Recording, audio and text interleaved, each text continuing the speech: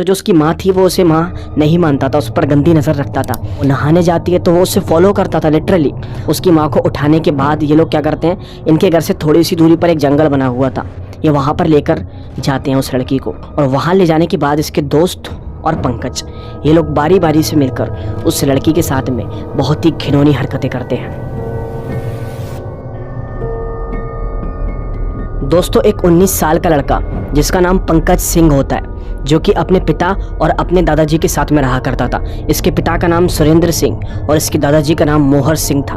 दरअसल ये जो लड़का था पंकज नाम का, इसकी जो माँ थी वो जब वो 12 साल का था तभी उसकी माँ किसी और आदमी के साथ में भाग गई थी, यानी कि वो अपने परिवार को बहुत पहले ही छोड़ चुकी थी। जब से ही वो अपने पिता और दादाजी के साथ में अकेला ही रहा करता था। इसके जो पिता और उसके दादाजी थे वो ही सारा घर का काम काज किया करते थे। इनके घर के अंदर कोई भी औरत नहीं थी। इनकी ज़िंदगी अभी ठीक ही चल रही थी कि अचानक से जो उसके पिता थे सुरेंद्र सिंह, वो यहाँ पर फैसला करते हैं कि कब तक हम ऐसे ही अकेले रहेंगे, क्योंकि जब से पंकज की माँ सारा परिवार छोड़कर चले गई थी तब से ये लोग का पूरा परिवार एकदम से नष्ट हो चुका था। एक भाषा में अगर मैं आप लोगों से कहूँ, इन लोगों के पास पैसों की तो कोई कमी नहीं थी, ज़मीन जायदाद वाले ये लोग इंसान थे, गाँव के रहने वाले थे, लेकिन फिर भी इनकी फैमिली अधूरी सी थी। इसलिए जो उसके पिता थे सुरेंद्र सिंह, वो फैसला कर लेते हैं कि अब वो दूसरी शादी कर लेंगे, क्योंकि जो उनकी पहले वाली वाइफ थी वो तो अब लौटकर कभी नहीं वापस आने वाली थी। इसीलिए ये फैसला करते हैं कि दूसरी शादी करेंगे। पंकज के जो पिता थे उन्होंने जब दूसरी शादी की थी तो वो एक ऐसी लड़की से की थी जो कि दिखने में बहुत ही ज़्यादा खूबसूरत थी और उसकी उम्र ना कुछ 23 साल के बराबर की थी। पंकज के जो पिता थे और उसकी जो नई माँ थी, उन दोनों की उम्र में बहुत ज़्यादा अंतर था। और जब जैसे ही पंकज के पिता ने जब शादी की तो कोई भी गांव वालों को शादी से कोई एतराज़ नहीं था, क्योंकि मैंने आपको बताया ना कि पैसे वाले ये लोग इंसान थे। शादी पूरे धूमधाम से हुई थी, जो भी रस्म वसम रिवाज जो भी निभाए जाते हैं वो सब कुछ निभाए गए थे। फिर यहाँ पर पंकज की जो नई मम्मी थी वो आ जाती है घर पर। लड़की का नाम पुष्पा होता है। ये लड़की जैसे ही जब ब्याह कर घर पर आती है तो ये जो पंकज था ये अपनी माँ को कभी भी माँ कहकर नहीं पुकारता था, ये उसका नाम लेकर ही उससे बोलता था। जैसे कि कुछ भी ऐसे काम कराना है या उससे पुकारना है तो ये उसका नाम लेकर बोलता था कि पुष्पा ये कर दो या वो कर दो। आप लोग समझ रहे होंगे। अभी इसके मुंह से माँ वर्ड तो उस लड़के के लिए निकला ही नहीं होगा, क्योंकि वो उससे माँ बिल्कुल भी नहीं मानता था। पंकज एक ऐसे किस्म का इंसान था कि मैं आप लोगों को क्या ही बताऊं, वो ठरकी किस्म का एक इंसान था। एक सीधी भाषा में अगर मैं आप लोगों को बताऊं तो वो जो लड़की थी वो उसको ऐसे ही उसका नाम लेकर बुलाता था, कोई भी काम वगैरह करवाना होता था।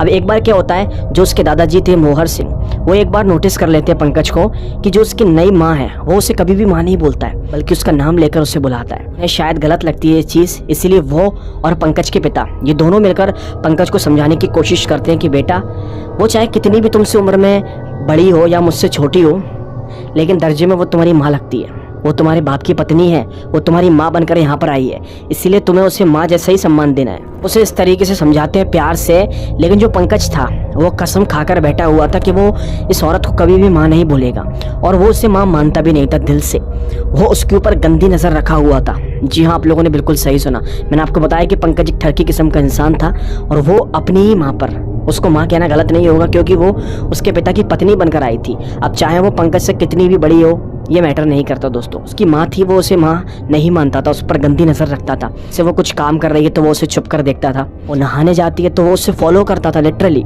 कुछ भी एक्टिविटीज XYZ घर के अंदर कर रही है वो हर चीज़ में उससे फॉलो कर रहा है। पंकज के ना दोस्त मौजूद थे, ये सारी बातें अपने दोस्तों से शेयर किया करता था और बोला करता था कि मेरी जो नई माँ है वो बहुत ज़्यादा खूबसूरत है और वो माँ जैसी तो लगती ही नहीं है। मेरे पिता के तो मज़े ही मज़े हैं। वो इस तरीके की सारी बातें अपने दोस्तों से शेयर किया करता था और बोलता था कि मैं उसे माँ नहीं मानता, वो मुझे बहुत अच्छी लगती है, मैं उससे प्यार करता हूँ। वो इस तरीके से अपने दोस्तों से सारी बातें शेयर किया करता था। उसके जो ठरकी दोस्त थे वो भी यहाँ पर मज़े उठाते हैं। अब जब इस तरीके से वो अपनी सौतेली माँ के बारे में अपने दोस्तों को बताने की कोशिश करता है तो उसके दोस्तों का भी मन ललचा जाता है। उसका जो एक दोस्त था हरिओम, वो उससे बोलता है कि हम तेरी मदद कर सकते हैं। एक तरीका है जिससे कि तू अपनी माँ के पास जा सकता है, उन्हें छू सकता है, जो जो तेरे मन के अंदर चल रहा है वो तो सब कुछ कर सकता है। उसका जो दोस्त था वो बताता है कुछ गोलियों के बारे में और वो उसे कुछ गोलियां भी लाकर देता है।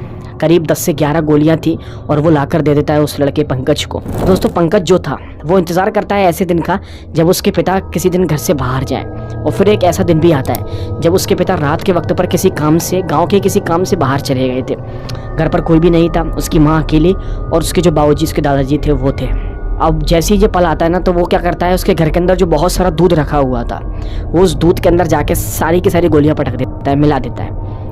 उसे पता था कि इसके जो परिवार है सबके सब को दूध पीने की आदत है और वो सबके सब दूध पियेंगे भी। तो जैसे वो दूध के अंदर गोलियां मिलाता है तो जो उसकी माँ थी, सौतेली माँ, वो और उसके दादाजी जो कि घर के अंदर मौजूद थे, वो दूध को पी लेते हैं। जैसे ही दूध को पीते हैं तो दोनों के दोनों वहीं पर ही बेहोश हो जाते हैं, क्योंकि वो जो गोलियां थी वो नशे की गोलियां थी जो उसके दोस्त हरिओम ने उसे प्रोवाइड कराई थी। अब पंकज क्या करता है, पहले तो चेक करता है कि उसकी माँ अच्छी तरीके से बेहोश हो गई या फिर नहीं। उसके चेक करने पर वो कंफर्म हो जाता है और फिर क्या करता है, अपनी माँ को उठा लेता है। उसकी माँ को उठाने के बाद ये लोग क्या करते हैं, इनके घर से थोड़ी सी दूरी पर एक जंगल बना हुआ था, ये वहाँ पर लेकर जाते हैं उस लड़की को। और वहाँ ले जाने के बाद इसके दोस्त और पंकज ये लोग बारी बारी से मिलकर उस लड़की के साथ में बहुत ही घिनौनी हरकतें करते हैं। दोस्तों ये सब के सब मिलकर इतनी बेरहम तरीके से अपनी हवस दिखा रहे थे, इतनी बेरहम तरीके से उस औरत के साथ में हैवानियत करने की कोशिश कर रहे थे। इसके बारे में मैं आप लोगों को क्या ही बताऊं। ये लोग कंपटीशन रखे थे कि कौन देर तक करता है। ये सारी चीज़ें ये लोग कर रहे थे वहाँ पर लिटरली। कुछ देर के बाद जो उसकी सौतेली माँ थी उसकी आंख खुल जाती, क्योंकि उसके साथ हैवानियत इतनी नेक्स्ट लेवल की हो रही थी। वो जैसे उठती है तो वो चिल्लाना शुरू कर देती है, बट उसे कौन ही बचाने वाला था। जंगल का इलाका कोई भी दिखाई नहीं दे रहा था दूर दूर तक, रात का वक्त हो रहा था। उसके साथ ऐसी हैवानियत ये लोग करते रहते हैं घंटों तक। और फिर अचानक से ना क्या होता है, ये उसके मुंह में कपड़ा ये लोग ठूस चुके थे, उसके हाथों को ये लोग बांध देते हैं। फिर अचानक से क्या होता है, ये हैवानियत कर ही रहे थे कि अचानक से वो जो औरत थी पुष्पा, उसकी मौत हो जाती है। अब मौत का रीज़न पता नहीं क्या था, मुंह में सांस नहीं आ पाई इसके वजह से, मतलब कुछ तो था कि उसकी मौत हो चुकी थी। पहले तो नहीं यकीन ही नहीं होता कि आखिर ये ऐसे कैसे मर सकती है, बट कुछ देर के बाद इन्हें यकीन हो जाता है कि इस लड़की की मौत हो चुकी है। और जैसी दोस्तों उस लड़की की मौत होती है, ये सारे के सारे लोग बहुत ज़्यादा डर जाते हैं। अभी लोग फैसला करते हैं कि किसी तरह इस डेड बॉडी को ठिकाने लगाना है। अभी लोग क्या करते हैं, इनमें से कोई एक जना जाता है अपने घर पर और एक फावड़े की व्यवस्था करके लेकर आता है। वो जैसे फावड़ा लेकर आता है तो वहाँ पर ये लोग गड्ढा खोदते हैं, लिटरली बहुत गहरा गड्ढा। और वहाँ पर वो जो औरत थी पुष्पा, ये लोग उसको उस गड्ढे के अंदर ढकेल देते हैं, देन गड्ढे को बंद कर देते हैं। अब तब तक इन लोगों ने गड्ढा वगैरह खोदकर उस लड़की की लाश को ठिकाने लगाया था, तब तक सुबह के 4 बज चुके थे। मतलब सोच कर देखो इन लोगों ने कितने घंटे हैवानियत की होगी। अब ये सामने कैसे आया वो मैं आपको बताता हूँ। हर रोज़ की तरह एक आदमी था जो कि अगली सुबह शौच करने के लिए गांव के अंदर उसी जंगल के अंदर जाया करता था। उसका ये रोज़ का काम था। वो उस सुबह जैसे ही जंगल के अंदर जाने की कोशिश करता है तो उसके पैर से कोई चीज़ ऐसे टकराती है जिससे कि उसे ठोकर सी लगती है और वो सीधा उस गड्ढे में जाकर गिर जाता है। यानी कि वो जैसे ही ज़मीन पर गिरता है तो प्रेशर बनता है, वो नीचे सीधा गड्ढे के अंदर चला जाता है। वो जैसे ही गड्ढे के अंदर जाता है तो वो पाता है कि उसके पास में एक ऐसी लड़की लेटी हुई थी जो कि नग्न अवस्था में थी। उसके शरीर पर एक भी कपड़े नहीं थे और उसके हाथ पैर बंधे हुए थे। उसकी हालत बहुत खतरनाक वाली लग रही थी।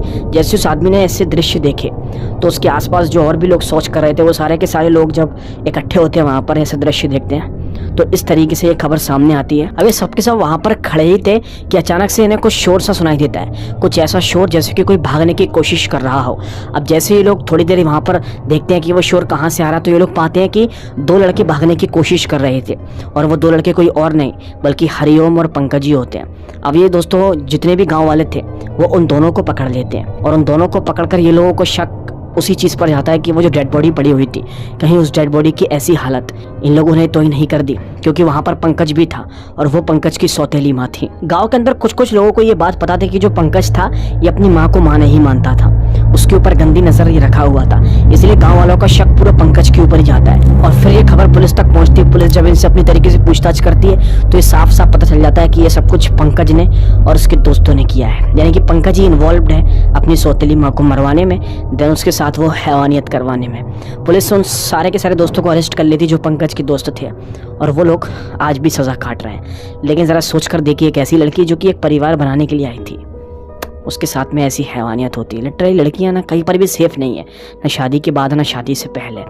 दोस्तों आप लोग क्या सोचते हैं मुझे कमेंट करके ज़रूर बताना। खैर हम मिलेंगे आपसे एक और दिल दहला देने वाली कहानी में, तब तक के लिए आप लोग अपना बहुत बहुत ध्यान रखें, सुरक्षित रहें।